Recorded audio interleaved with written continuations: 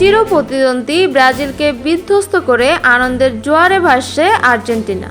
Football বিশ্বকাপের যোগ্যতা অর্জনের আনন্দের সঙ্গে মিশে গেছে ঐতিহাসিক এক জয়ের উচ্ছ্বাস। তবে এমন মুহূর্ত বাংলাদেশকে ভুলে যায়নি বিশ্ব চ্যাম্পিয়ন দলের তারকা অ্যানজো ফার্নান্দেজ।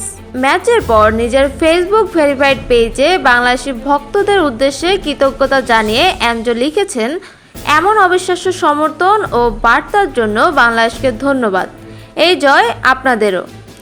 লাতিন আমেরিকা অঞ্চলের প্রথম দল হিসেবে 2026 ফুটবল বিশ্বকাপে জায়গা নিশ্চিত করেছে আর্জেন্টিনা। সেই উদ্দীপনাতেই ব্রাজিলের বিপক্ষে দুর্দান্ত পারফরম্যান্স দিয়েছেন আর্জেন্টিনা। ম্যাচ শুরু থেকেই আধিপত্য বিস্তার করে খেলেছে দলটি। তবে এই ম্যাচের আগে রীতিমতো হুমকি দিয়েছিল ব্রাজিলিয়ান এক তারকা রাফিনিয়া। আত্মবিশ্বাসের সুরে বলেছিলেন, আর্জেন্টিনাকে অবশ্যই হারাবে ব্রাজিল, আর আমি নিজেও গোল করব। কিন্তু মাঠের খেলার চিত্রটা ছিল সম্পূর্ণ উল্টো। ম্যাচ শেষে রাফিনিয়াকে খোঁচা দিতে ছাড়েননি অ্যানজো ফার্নান্দেজ।